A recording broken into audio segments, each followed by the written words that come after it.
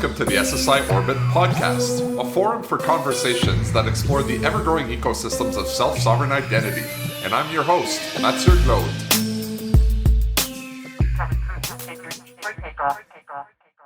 People generally aren't quite familiar with existing digital identity systems in various countries within the European Union. And there are some pretty popular ones, like in Italy with SPID. I don't know if you say SPID or SPID.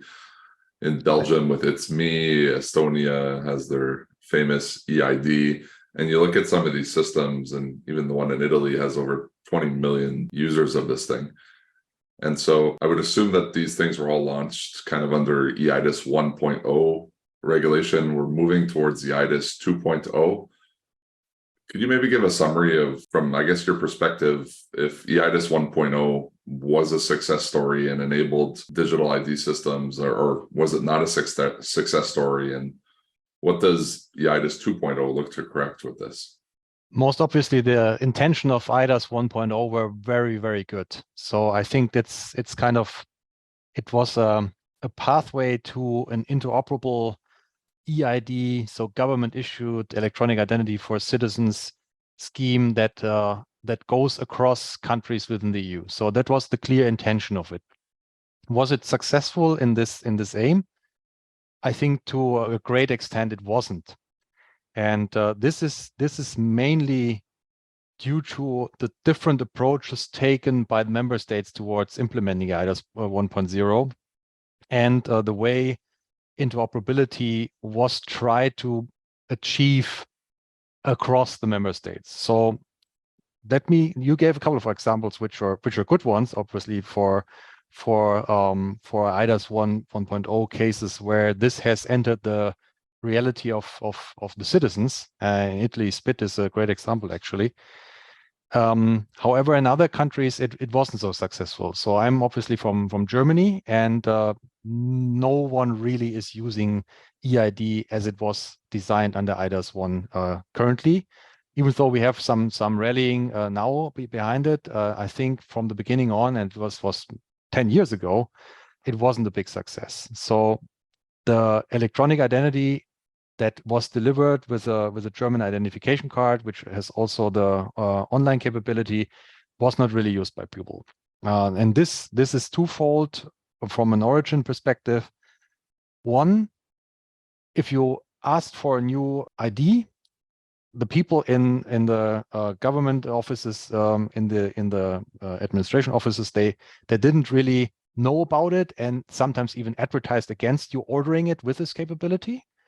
And two, there were no real points where you could use it. So there was no reception points where you could use your electronic identity. So this was kind of a disadvantageous circle of people not getting hold of it and being advertised against getting it, and not having a useful means of using it somewhere. So this never took really off. And for the organizations who could have used the data, it was prohibitively high barriers of entry because of high costs and high integration efforts and so on. So it never was a success story. That's kind of one anecdotal evidence from one member state, which could have actually reached lots of users, Germany. And now let's look at, was it interoperable across EU member states? Actually, it was designed to be interoperable. However, not from a technical standpoint, so that there were uniform requirements how it should be implemented. In fact, all the member states were able to design it completely independently on their own. But there was the implementation of an vehicle called eIDAS Bridge, where basically you could identify cross member states via this electronic means of the eIDAS Bridge. However, not all the member states have an electronic notified EID scheme under eIDAS, and it was never really brought to high volume so that it was upheld in a good working and interoperable state. So having all that said, eIDAS 1 from an intention perspective was absolutely brilliant and is still brilliant. That's the reason why it's now in the revision and at 2.0. However, it was never something that entered the live reality of so many people in the EU. So it seems like both from a governance interoperability perspective, but also more from a technology perspective, maybe it didn't help with adoption. Is that fair? And does the IDAS 2.0 look to help with how interoperability is going to work, how maybe technology needs to be adopted, or how it needs to be more prescribed? We have seen the EU digital ID wallet architecture reference framework. So is this kind of an extension of the IDAS 2.0 that looks to get a bit more prescriptive with technology implementation to make adoption and interoperability a bit easier? Yeah, let's take a look of what we were missing because IDAS 1 was not really flying. I think lots of business models arose because of the lack of a mainstream strong identification, electronic identification means. So we have all these processes now around like video ident or remote identification attestation schemes with only electronic means, because we didn't have a really workable, strong electronic identification which is government issued. So even if we had it in Germany, so the barriers were really, from a security perspective, raised high. So it could have basically addressed all these business models that have come up because of the distribution and adoption of it not being there. So we had a clear market demand for electronic identity, and I think we have that now even more. And it has become extremely evident that having an electronic identification means which is online capable is extremely useful for many different processes which are not really digital today. So in Europe, we have the situation that we have a lot of processes, be it government or private sector, not being digital. So having a digital identity which is reliable, strong, and in the hands of many will be extremely useful to fuel digitalization processes. So that's kind of the gap that everyone is seeing now and wants to be addressing. And IDAS 2 is going exactly into that point. So having something like the EU Digital Identity Wallet, which is basically a technical incarnation of the IDAS 2.0 legal framework, is useful to close the gap in digitalization. And this is based around identification. However, everyone knows that identification is only one part of the equation. You want also flowable data items which pertain to someone with an electronic identity, but not our electronic identity as such, meaning all types of different attributes that are associated with you. Maybe it's a diploma from your school or university. Maybe it's a driver's license. Maybe it's your fitness club membership. Maybe it's a ticket for a concert or the movie theater also, or what else.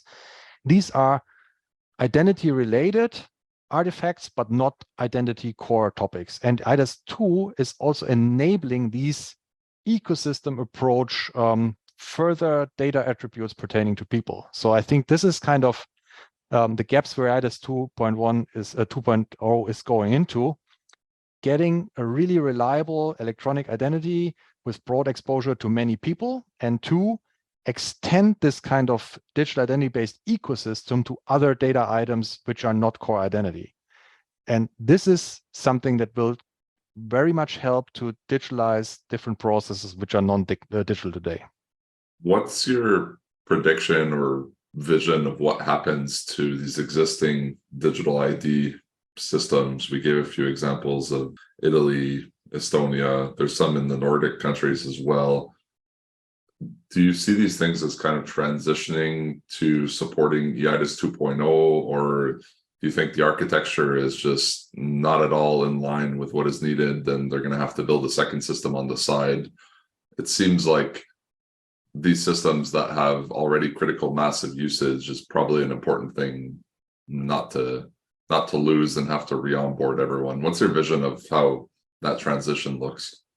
From all that I hear currently, there's no intention in any member state to turn off the existing stuff. So the idea is to have the EU Digital Identity Wallet ecosystem being layered on top and being this extension mechanism that I just outlined 2 minutes ago. So the national eID schemes will remain. However, the key assumption is that you will derive data for the EU digital identity wallet out of the existing schemes. So you could say you can make an EU digital identity wallet copy of the existing schemes in form of a PID, which is personal identification data in the EU wallet, out of the existing systems. The question is there a uniform layer in the EU digital identity wallet that makes this interoperable then at this point? I think this is clearly also the goal. However, the origin of the PID in the EU DI wallet will be the different national EID systems that are out there. So if a country hasn't a notified scheme yet, they can come up with a completely new process. But if we look at something like Germany, for example, where we have the EID means already in place, even though not widely used, it could be to generate the PID in the EU digital identity wallet. And the EU digital identity wallet could be the overarching integration fabric that works across the EU. How important is the uniformity of identity proofing processes across nation states? And the reason I ask this is through personal experience in different public sector environments. There have been questions when you want to have uniformity or alignment around kind of a level of assurance around a PID or any type of kind of critical government issued citizen ID. Has this been a topic of contention, or is it something that's been kind of pretty resolved under previous eIDAS legislation? Yeah, I think it's different because we don't have a uniform data set for EID across the member states. So the PID has to be something like that.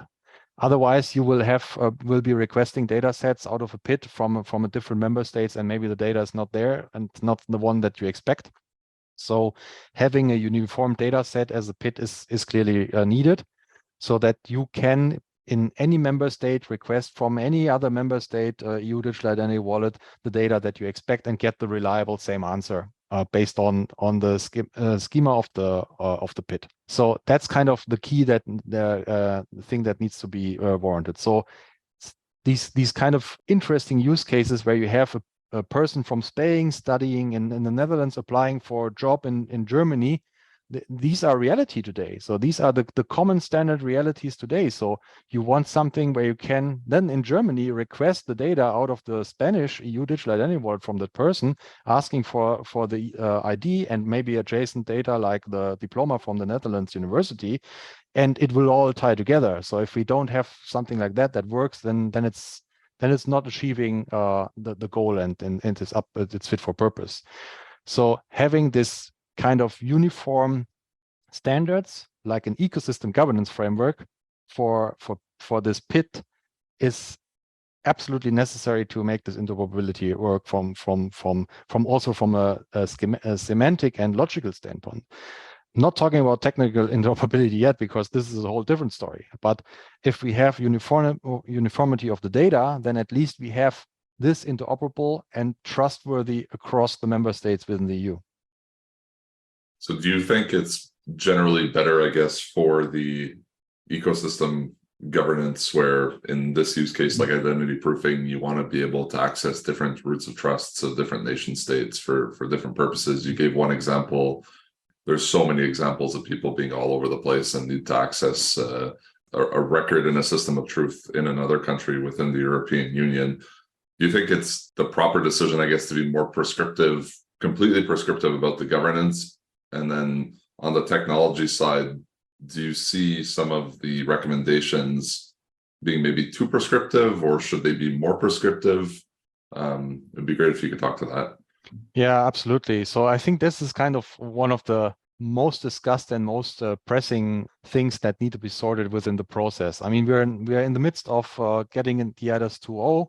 So the trilogue has reached certain clarifications on a couple of disputed points. So it may even happen that we get IDAS 2 ratified within the year. So from a legal standpoint, I think we're in good shape. However, we have large-scale pilots going on in parallel. So having technical and use case driven work going on the site. And again, next to that, we have the document that you already mentioned, Matthew, the architecture and reference framework, which gives kind of guidelines how the technical implementation of such an EU digital identity wallet should look like. And this is all a mixed bag of things. And the question is, what will be coming out of all this in the end that is really workable and interoperable? So there are certain cornerstones in the ARF that I think no one disputes anymore.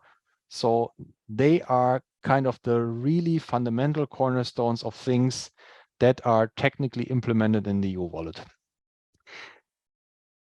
Having all that said, the only real way of mandating things is, from the EU standpoint, the implementing acts, which means the elDAS 2 as a law, as a regulation, can only mandate things within the member states if they are part of such an implementing act. Usually implementing acts are legal wordings, not technical specifications. So the question is, even if we have a EU architecture and reference framework in its then final state, or in a reliable state to base technical decisions on, can it really be mandatory in the sense of an implementing act? And I think this needs to be completely clarified. Otherwise, we will end up with many different interpretations also from a technical view, which prohibits interoperability, or at least makes it very difficult. So I know that there is the key intention and also work going on to make interoperability work and have interoperable testing suites also there. However, can this be really made mandatory top down from the EU perspective in the member states? I think this is very interesting to find out what is really doable in the end. But in the end, what counts is the interoperability has to work, and it has to be usable by people, and it has to be useful for people. So whatever happens, I think if it's not fulfilling these key basic criteria that people care about, usable and useful, then it will not be a success story again. Is there precedence in the EU creating implementation acts for different areas, not necessarily digital ID, that maybe you're aware of? Yeah. I'm not the expert in GDPR, but obviously GDPR, all the EU regulation basis basically uses this implementing acts to mandate certain things that they have to be done exactly the same in all member states. And in GDPR, we have clearly these cases where you have this as baseline requirement that the GDPR works as the same in all the countries. However, there are some areas which are not subject to implementing acts, where you have some leeway to do your own additions on a member state basis. So this is common practice, and I'm not a lawyer. I'm not deeply into these workings. However, this is the vehicle that is used for making stuff mandatory across all the states. I guess there's always pros and cons of being prescriptive or non-prescriptive about stuff, but if we just focus in on the ARF for a second, I believe the latest draft or version of the ARF is the 1.2 document. So yes. What were some of the key decisions that were made in this document, and maybe what were some things that are left a little unclear? Yeah, I think what we are seeing is we have these type 1 and type 2 configurations, assuming that any EU member state wallet will have to support the type 1 configuration, meaning the highest level of security and assurance for PID and likewise information. So I think this is good. This gives us reliability on what the technologies that are supposed to be in there have to be. Obviously, what's good is that under type 2, we have a bit more leeway what can be used from a technology perspective, even though it probably is desired to have the technologies that are also used in type 1 configurations. I think this is good. We see in the 1.2 ARF more clarity on the trust anchors and on the trust models. However, we have a couple of things that are still left open. So how does really a verifiable data registry, which is like a public registry to look at data, can be implemented and how it should be implemented? This is not really clarified yet to the full extent. Just a note regarding this ledger-based discussion. What is possible to store as a verifiable data registry on a distributed ledger technology and whatnot, referencing to EBSI, European Blockchain Service Infrastructure, and the work done there.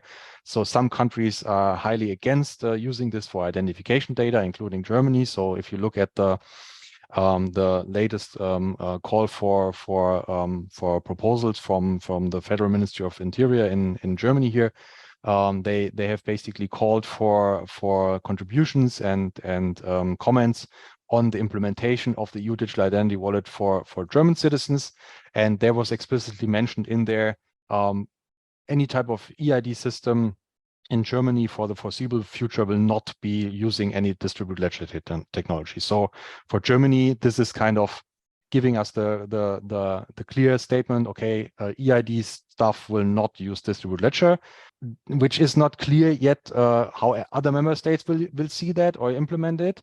Will it be just for eID not usable? Will Germany not accept eIDs which could be anchored in distributed ledger from another member state and so on? So these things have to be sorted out. So this whole discussion about verifiable data registries has to be cleared, which brings us to the trusted lists, which obviously are also something that needs to be publicly foreseeable.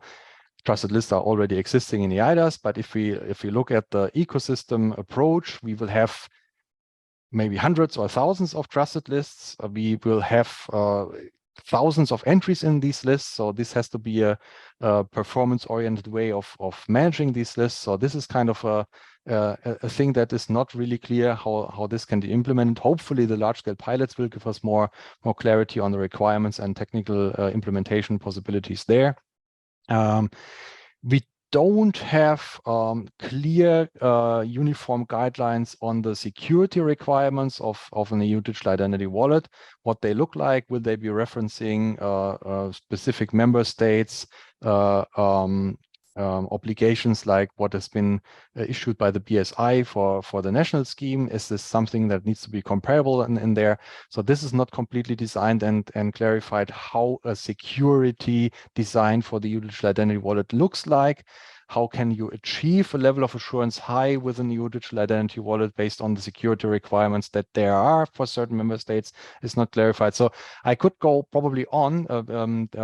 I have taken the opportunity at an earlier point of the ARF when it was issued to work on a commentary, which is online also. Maybe we can do an update at some point, but this is out there. So yeah, so there's lots of open points, but obviously the ARF is also a living document. So it's supposed to be iterative. It's supposed to be fed from an input perspective out of the large-scale pilots and all the member states work on that regard. So it's expected that there are certain things unclear.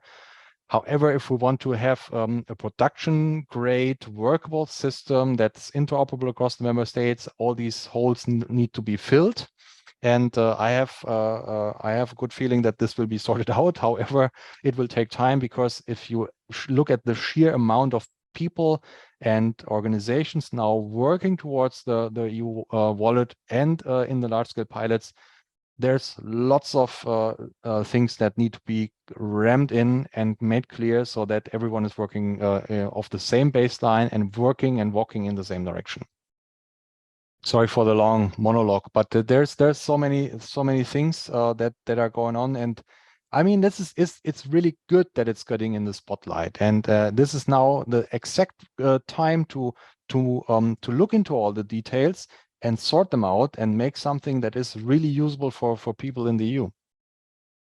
There's a lot of these, like you talk about trust lists. There seems to be a lot of at least when myself as someone in Canada, where a lot of our digital ID systems seem to be more like ground up, maybe less prescriptive than Europe, but Europe being more top down, more prescriptive seems to be creating a lot of momentum we've seen over the past couple of years, and especially over the past 6 months, it feels like it's picked up even more. But it seems like there are a lot of pre-existing standards through standard organizations like ETSI that are in place when you mentioned trust lists, I remember recently looking at the specification by Etsy for trust lists and wondering, like, are these things already all defined? Are these things that the ARF is looking to just consume?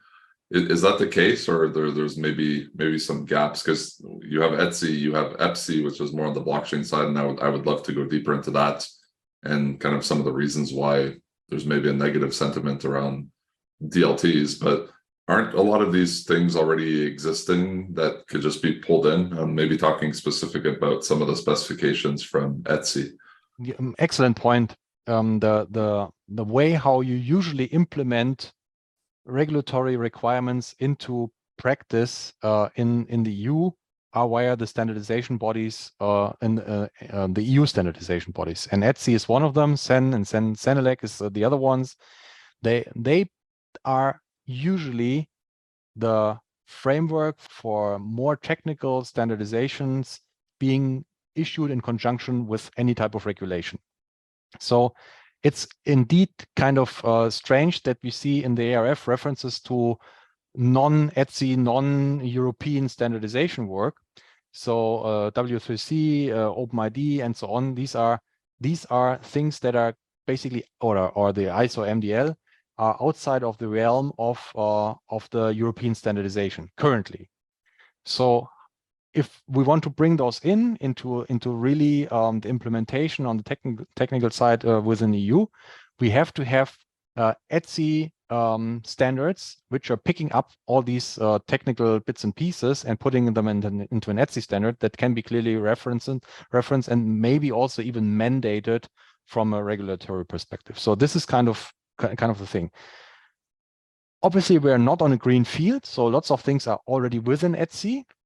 But if we're looking at the scalability topic, if we are now talking not only EID but looking at all the different other things that we probably will see from a governance perspective, we will have tons of trust lists. We will have tons of entries in those, and the current implementations that are in the standardization may not be fit for purpose if we talk millions and millions of entries and people using it every day. So we always have to be clear. We are creating with this EU Digital Identity Wallet, and if it works like that, we are creating a new super high critical infrastructure component. So if everything in the digital sphere with digital processes will rely on this framework of EU Digital Identity Wallet at some point, this is super critical that this thing flies all the time. It's the availability needs to be there. Obviously, all the security requirements need to be adhered, and obviously it needs to be scalable up to the volumes that are needed. So this is kind of a super vehicle for enabling digitalization. However, it needs to be super stable and super available. So that's kind of the thing, and all these things need to be going into this European standardization via Etsy. EPSI is just a project. It's a project of the European Blockchain Partnership. It's an initiative to explore capabilities of blockchain and distributed ledger based technology. So that's kind of totally non-standard stuff. This is kind of exploration. Even if it sounds similar, it has nothing to do with one another. So if we want to have something like blockchain and distributed ledger regulated and accepted or standardized, it needs to flow via the Etsy specs. That's kind of the idea. Here's a question then. Why were MDL, W3C VCs, OpenID for VCI, and OpenID for VP chosen as formats and protocols if they are not international standards? Yeah, so there's a couple of different answers again to this question, obviously. So my favorite one regarding mobile driving license standard, which is the ISO IEC 18013-5, it's an ISO standard, right? So I usually say no one has ever been fired for following an ISO standard. So picking an ISO standard for this kind of challenge is an easy pick. So even though if you look at it from a community perspective, from the people who have been working on these things for I don't know, 10 years maybe, or even more in some areas now, this would not be the favorite choice. because if you look at this decentralized identity paradigms, it doesn't fulfill a great lot of them. So even though it may be an ISO standard, it's not the favorite choice of people. However, as the ISO standard is something highly valuable, it was brought in.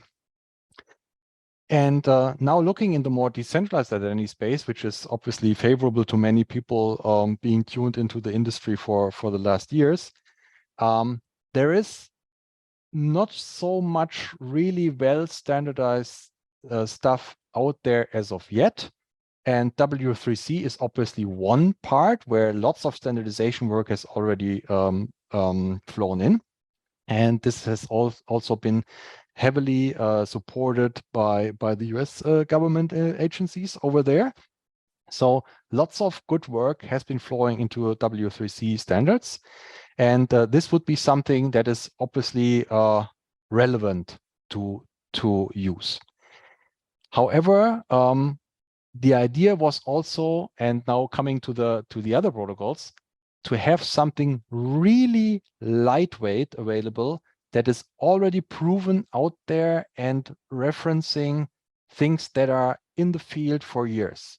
So the idea was to have something that is supporting the decentralization goals, but being from an implementation perspective really lightweight without losing properties like selective disclosure. So this led to the discussion, what is fit for purpose for that? And JWTs or JSON Web Tokens are something that are very, very much used out there using standardized crypto methods, which are non-fancy. So everything is vetted from a crypto perspective there. And selective disclosure capability was built on top of that. So we have kind of the properties we want, something really lightweight, proven crypto, selective disclosure capability in a really, really lightweight mechanism. So selective disclosure, JWT was born, and this was kind of fed into the ARF. Having that said, the idea was to also have this W3C standardized. So there's currently an ongoing debate, and I don't want to go into full detail. Will JWTs be W3C compliant or not? So there's a whole rabbit hole you can go down into if you like. But having SD JWTs as a verifiable credential data type is something very useful and very lightweight for most of the use cases. And then from a protocol perspective, to transfer the data, OpenID for verifiable credential issuance and verifiable presentation was chosen to have something that is closely resembling the OpenID Connect protocol suite as it is today, even though OpenID for VC is something completely new. It leverages the learnings from the OpenID world from the past years and transports them into the decentralized world. So the ideas were clearly to have something easy to use, no dispute about crypto, easy to implement, lightweight protocols, lightweight procedures to get up and running. And this was kind of what fueled the discussion around what is going to be in the core feature set of the ARF. This doesn't mean other things are not possible, but it's just these are the cornerstones and baseline things that you want to have in the digital identity wallet. And you can add on top of that other things. So if you look at the type 2 configuration according to ARF, no one prevents you from using DITCOM as a protocol for persistent connections between agents and so on. But these things are the core ones, which should be easily accessible, lightweight, and ideally as standardized as they can be, and to be implemented there. So again, sorry for the long monologue, but I think this gives us the roundup on what's going on there and why these things are in there. So I guess the type 1 that the ARF refers to and the specifications or protocols that it has selected are important for them to achieve kind of this high assurance PID. But do you see, I guess, this electronic wallet or these different wallets being more than just identity? And it's maybe worth talking a little bit about some of the work that's happening in the Open Wallet Foundation as well, and maybe how that intersects with the vision for the European identity wallet. It seems like these wallets could have a lot more utility if they're able to support other use cases. Could you maybe dive into that? Totally agreed. So looking what's at what's happening here. So the EU and the Commission and all the bodies from the EU are not the ones you would expect to create technology for achieving all this for the EU citizens. So they are basically regulator type people, mostly with a law background and so on. So those people you don't want to write technical specifications. You want them to create laws, and you want them to work with people who are in the industry to find good solutions which underpin the laws with technical implementations. And I think this is already happening in the eIDAS 2.0 work. However, it kind of happened not as optimal as you would like it, and maybe only at a very late stage in the process it was looked at what can be really done from a technical perspective. So the ARF before the first release was turned around to quite some extent, because there were ideas in there which couldn't be implemented or would have led to very undesirable effects. So you want the regulatory bodies to write the laws and pass the regulations, but leave the technical work to people who have done this as their career for most of their lives. So this is where we tie the knots to Open Wallet Foundation. Open Wallet Foundation has obviously no intention to write anything like a law. Open Wallet Foundation intends to create technology in the form of open source code to implement wallets. And this is the core idea of Open Wallet Foundation, to bundle resources and people and organizations to create wallets. So the ideal state going forward would be, we get EU regulation, we get a reference model for this EU digital identity wallet, which finds a home at an organization like Open Wallet Foundation to evolve it further and contribute from all the organizations being in this wallet space to make this wallet as good as it can be, as useful as it can be, as usable as it can be, as secure as it can be, and draw from the expertise from the people from all over the world to collaborate on this wallet. So ideally, in the end, we have an Open Wallet Foundation being a home for creating a wallet that can be issued as an EU digital identity wallet. It can be issued like an US wallet. It can be issued like an organizational wallet for VLEIs from Glyph or something like that. So the idea is to have strong wallet technical capability bundled at OWF, which allows you to create wallets wherever you need them, including EU digital identity wallet. And you have the EU regulation giving us the guidelines how to implement something that's useful for the citizens, and follow the laws and regulations to make it work, and building technological implementations of the law. So I think if this works really out in the end, we have a nice interplay between the regulatory body and the technical community bundled under Open Wallet Foundation, and creating something that was really useful, not only for EU citizens, but for the rest of the world as well. And is that where you see use cases like payments tie into some of the identity use cases? Like what are the different verticals, I guess, if we call it that way, that a wallet down the line you think should be able to support for maximum utility and privacy and security and blah, blah, blah? Yeah, I think everyone now perceives as payments as something that need to go into the wallets. Actually, this is also part of the large scale pilots, as you're aware. So obviously, this all started completely different. So identity wallets were something completely different to crypto wallets, being something completely different to classic payment wallets that you already know from your real world experience today. So the idea is now to bring that all together. And yeah, I'm very honest with you. The term wallet is completely misleading in many areas. So calling this thing a wallet means totally different things depending on whom you talk to, from which community this person is. So in the beginning, if you say wallet, people think it's something about money. If you talk to the Web3 people, they say, okay, obviously this is something where I store my keys for my crypto tokens. If you talk to the identity people, it's for them, yeah, this is the place where you store the credentials. So we have to be much more transparent and exact what we mean when we say wallet, or have a clear specification what that actually is that we are referring to. I think the idea of the EU Digital Identity Wallet is to also include payment capability in the wallet.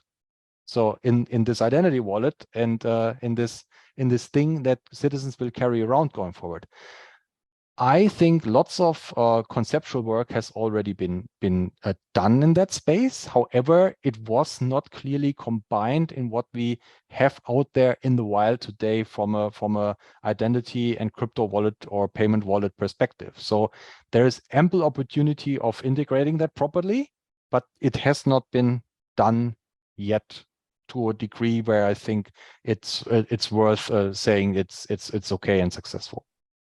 And it's funny, at least myself personally, and I know a lot of people that are in the self-sovereign identity space have a background in crypto or blockchain. There just seems to be a movement of people that kind of, it's like a rite of passage that go through there. I, at the time, always felt like the one big thing that was missing for payments or moving assets around on different blockchain networks was verifiable data. If you were able to present verifiable data to a mechanism like that, then you could check the box if you had compliance needs. You could check the box if you want to run different permissions or rules or around moving things around. A lot of super cool use cases. So I still look forward to seeing that come to fruition one day.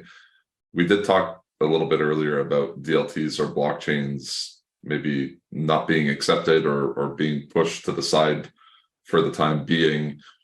In your perspective, why do you think there is maybe a negative sentiment around blockchains or DLT in the digital identity space? If it feels like it's, and personally from my perspective, I don't see many people in the middle that are reasonable about it. I think you and I could be, but there's a lot of people that come from the blockchain space and are just pushing blockchain and tokens and stuff like that, and it kind of interferes with, you know, the practicality or the legitimacy of things. And then on the other side, there's people that are just never going to say yes to a blockchain. They've been scarred or burned by it. Well, why do you think we're in a stage right now with, you know, there's networks like ID Union, the EPSI infrastructure, Findi, Sovrin. Even in Canada, we have a network that's been spun up right now, which I talk quite highly about. Why do you think there's a negative sentiment overall in the identity space today as it comes to blockchains or DLTs? There's a couple of points. Let me start with the most obvious one, which is one of the biggest misconceptions that are still out there. So this blockchain stuff is burning too much energy, and it is counterproductive to use technology that consumes so much energy for these use cases. So obviously, I don't want to go into all the detail there. This is a common misconception. If you look at modern distributed ledger technologies, this is totally not the case. So we are not talking about proof of work algorithms to synchronize and make consensus. However, this is one of the most prominent things that are still brought into the field why it's not desirable to use this. That's point one. Point two is, it is technically too complex to entertain because we have other things that are already out there for years, like synchronized databases, which are much more efficient to fulfill the job. So you don't really need it because you don't need this cumbersome, complex algorithms to synchronize data sets. So it's not something that you want to use because it's totally inefficient. That's point two.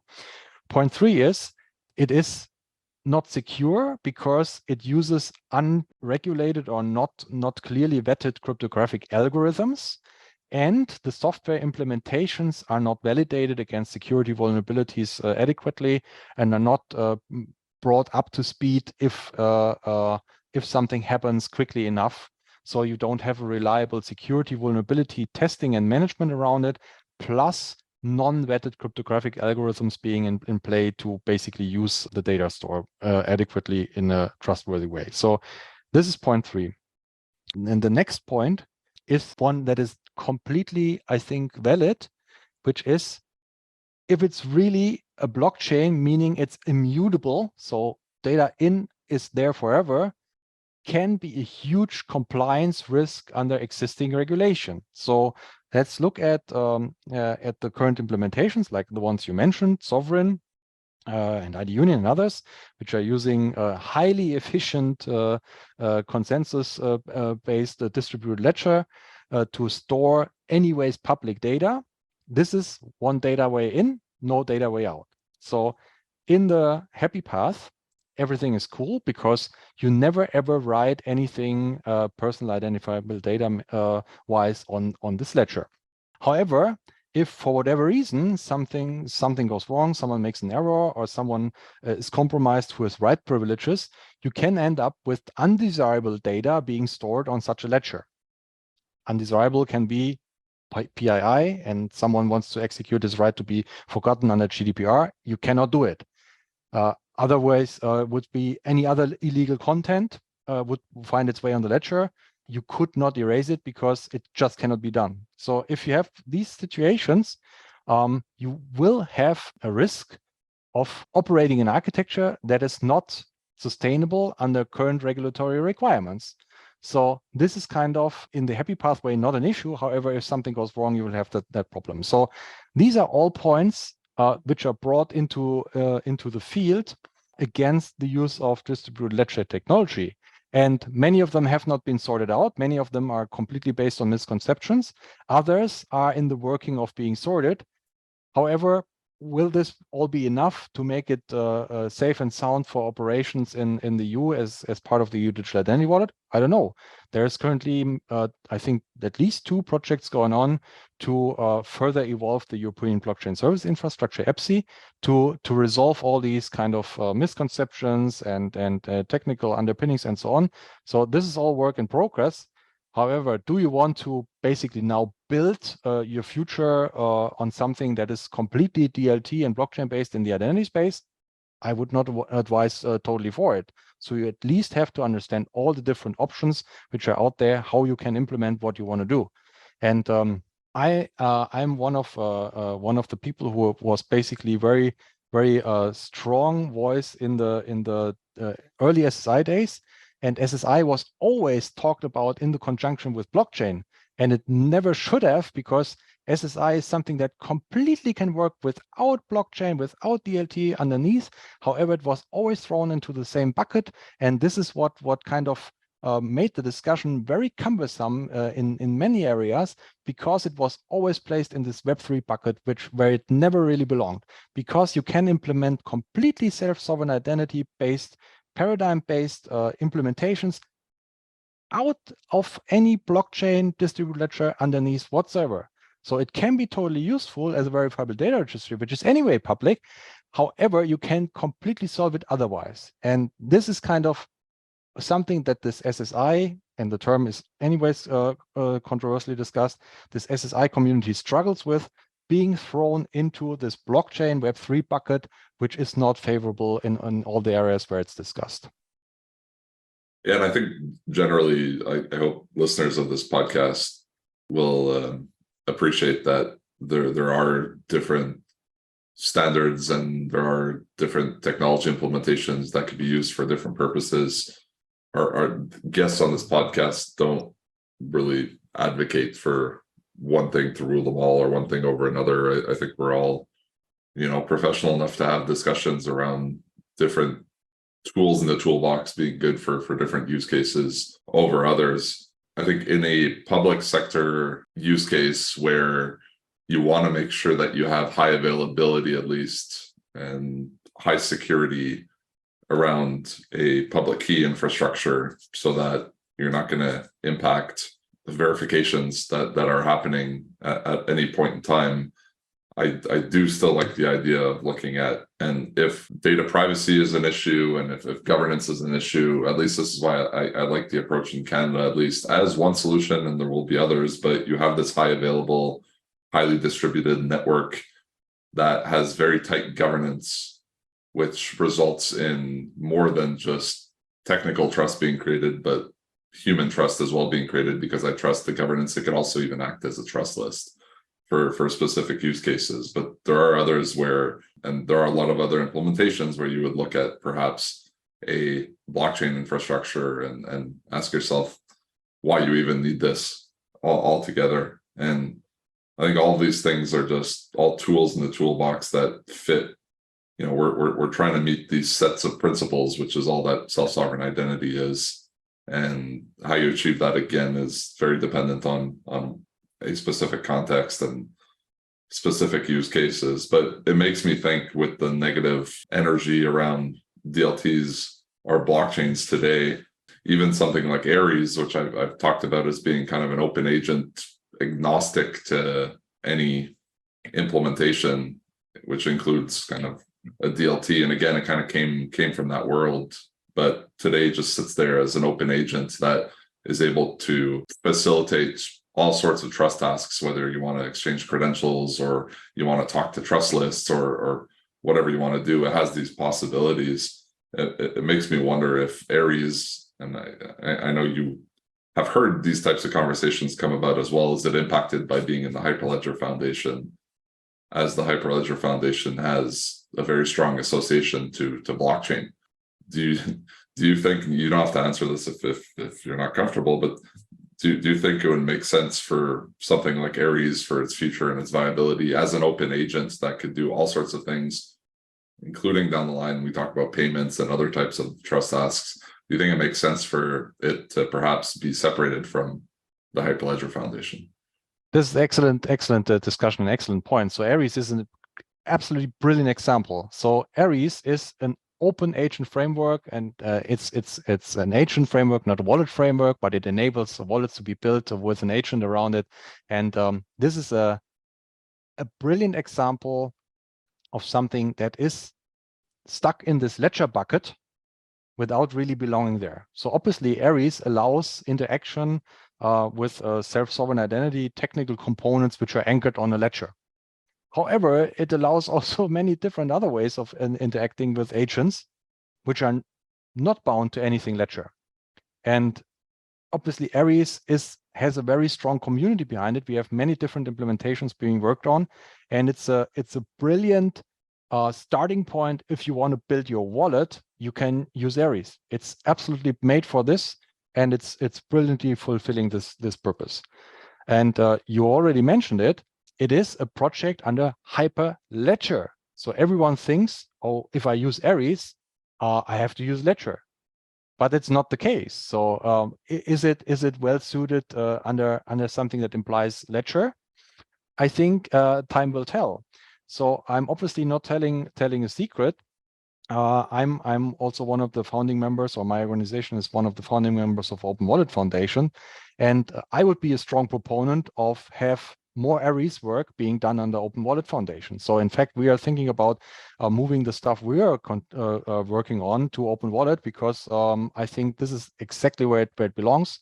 So having all these activities around wallets and agents for wallets being bundled into one organization, which for me is OWF. So we need to move self-sovereign identity, or as we now call it, more decentralized identity, out of this ledger blockchain connotation. This is, I think, a critical success factor, because many people still think, okay, these SSI people are all the same as the Web3 people. It's totally not the case. We kind of talked briefly, we didn't go into details about the large-scale pilots. You mentioned earlier there's different streams of work, right? You have the elDAS regulatory stream, you have the architecture reference framework that is putting forward some technical specifications, and then you have 4 organizations or groups, 4 large-scale pilots, as we call them, that are pursuing different use cases, have different stakeholders and such.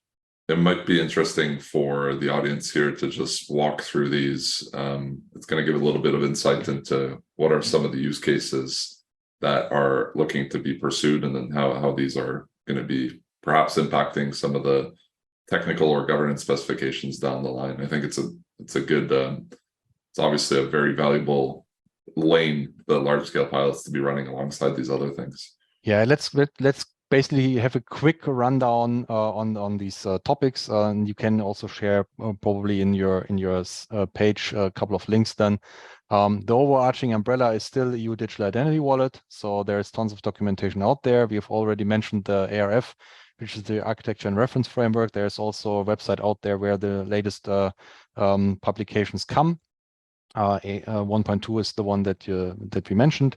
Then we have these large-scale pilots, and we will come to that in a second. These are 4 large-scale pilots. There's an overview page on the digital strategy page of the European Commission as well, which we can link. And there's also, which tends to be forgotten at some points, the wallet reference implementation, which is created by a consortium of 2 companies, Netcompany Intrasoft and Skytalis. They basically create the reference wallet implementation. Sometimes it's abbreviated as NISKI because of Netcompany Intrasoft, Skytalis, NISKI. It's the consortium creating the reference implementation of the EU Digital Identity Wallet. And this references MDL ISO standard. And the idea is also that it will include the OpenID for verifiable credential issuance and verifiable presentation protocol as the reference implementation. I don't know about the ETA of that, but it's coming hopefully soon, because it's also a baseline requirement for the large-scale pilots. So now the 4 large-scale pilots. The first one, then the biggest one with 148 participants from 19 EU states, is the Potential for Digital Europe Consortium. So if you hear Potential, this is the name of this consortium. It's funded with 60+ million for 6 use cases. So there's an interesting website out there which you can look at, and all the details are out there. Then we have the NOBIT consortium, which is Nordic and Baltic countries, identity, and Germany, working together with a focus on payment, so for financial institution and retail payments. So this is kind of the bridge that you mentioned already, Mathieu, that we are looking into getting payment capability also in EU Digital Identity Wallet. So NOBIT is one of those. Then the third one is DC4EU, which is Digital Credentials for Europe, mainly targeted at educational credentials, professional qualifications, and social security credentials. So this is also one with a clear scope, DC4EU. And last not least, the EWC, which is the EU Digital Identity Wallet Consortium, which looks at cross-border digital travel credentials, organizational identities, and also to some degree payment for the within the wallet. So you can link all these links of these 4 consortia to the website, and I think we will see lots of stuff going on. So basically, all of them have started. The runtime is planned for 2 years. So even if we have the EIDAS regulation being implemented and active, that doesn't mean the large-scale pilots cannot on. The contrary is the case. Large-scale pilots will run in parallel, even though if we have the law is passed. And in fact, even if the law is passed, we will usually have some kind of a burn-in period of 24 months, which means we have all the organizations have this 24 months to look what the impact is of EIDAS 2 on their own business model and operating model, and implement this similar to GDPR. GDPR was ratified at some point. It was a valid law. However, we had 24 months of lead time before it was actually enforced and looked at and penalized. So this is the same here for EIDAS. So when EIDAS is passed, we will have some kind of a period, probably 24 months, before it actually is hard enforced. So this is kind of the overall story. And yeah, so it's an interesting time. So maybe with all these kind of technicalities and formal process going on, it's extremely interesting. We have so many people involved in this. The attention on this topic is now so high. So I'm personally in the space since 2015. This is the first time we looked into self-sovereign identity topics, and it's clearly a marathon. So look, we are 8 years in, basically. Lots of people have worked on it. It was a completely niche topic in the beginning. So self-sovereign identity, decentralized identity was in its infant years for many years. And we have done very heavy lifting during this time. And now, finally, we have all the attention, even of the regulators all over the world on this topic. Wow. We would have hoped for this earlier, but now it's there. So now we have to make it count, and the momentum really speaks for it.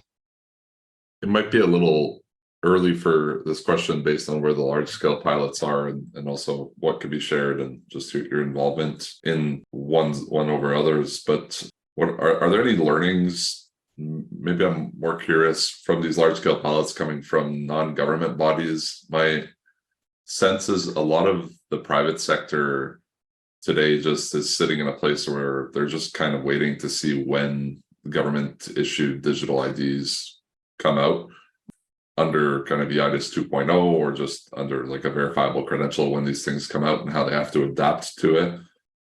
Are you seeing non-government entities getting interested, kind of participating in other fashions, like around these large-scale pilots as well, like just issuing credentials themselves?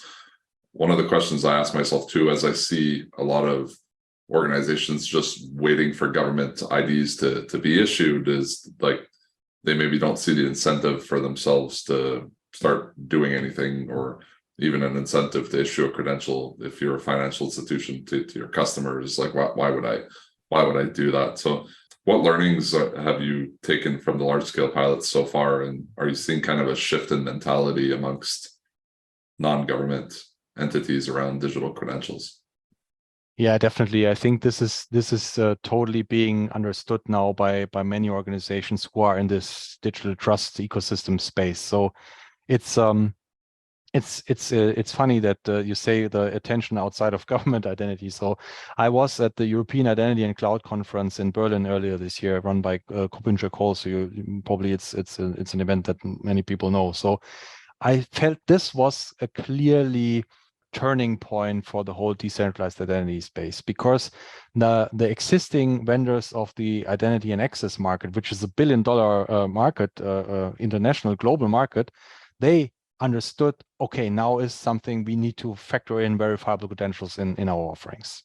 So this was kind of really turning point where you see that other industry and other representatives from other industries understood, look, there is something coming that's useful for our business model and for our service offering. So the attention is clearly there. I see two things happening. For the organizations who are already working with digital processes today, there's not so much new. If you look at financial services industry, this is completely regulated, PSD2 requirements or any type of international regulation like SOX Act and so on. These are completely digital end-to-end. They have understood they need to do strong customer authentication, KYC, AML, all this stuff. This is already an existing market and it's well done. So will for them be there something totally new in esatus 2? I don't think so. It will be an addition. It will be something that makes their lives maybe easier. It renders a couple of these clunky processes maybe obsolete. However, it's not totally new for them. So they understand this is something they need to do. This is point one. Existing industries leveraging the new benefits of a EU digital identity wallet. It's easy for them because they're already there. But point two is, if you have a greenfield approach, if you don't have a digital process yet, if you are still working with paper, if you have lots of different organizations interacting based on paper, you will be benefiting massively from the benefits of decentralized identity and the features that you get with that, because you can get the paper out of the way and you have an easy way of integrating organizations across your business process. So if you find a use case that's fitting to this setup, you will have really big benefits with verifiable credentials and decentralized identity. One example would be global trade. So trade documents are piles of data, piles of documents, paper documents, which are shipped through the world, and this is completely manual, inefficient, and error-prone process. Other cases where you have paper proving that you're legally working in an area, in a closed area, or the construction sites, and so on, completely paper-based processes with lots of parties being involved in the game. So if you have a place where you have a more non-digital greenfield setup, you will have a massive win with decentralized identity and tools like EU Digital Identity Wallet right away. So we are looking for more like these use cases, and we see lots of potential for organizations to get into that game and make that work. So in fact, we are working on a couple of these, and we'll be launching products soon. Yeah. Just before we close up on this conversation, I know this is an area that you're quite interested in spending a lot of time in as well, which has to do with not citizen IDs, or consumer IDs, but organizational identities.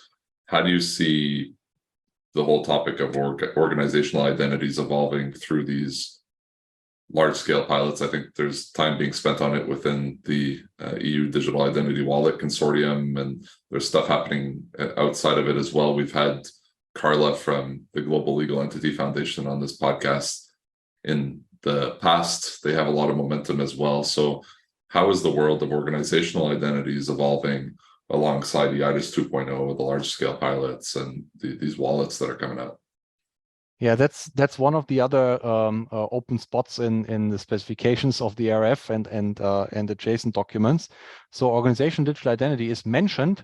However, it's not clear how organization digital identity has to work. So it's the assumption that you will have something like an ODI, organization digital identity for organizations, but how this should work, it's not clear. So this is exactly something that's being worked on at EWC. So the broad understanding is there needs to be some kind of organizational wallet, whatever that is in the end, that holds the organization digital identity and allows interacting between organizations and between natural persons and maybe other types of objects even. So the idea is that organization digital identity will be an enabler for exactly these processes that I outlined earlier. So the idea is that we will have an organizational wallet that enables this possibilities in a seamless way. Obviously, if you look at that today, already organizations have outside-facing communications and applications.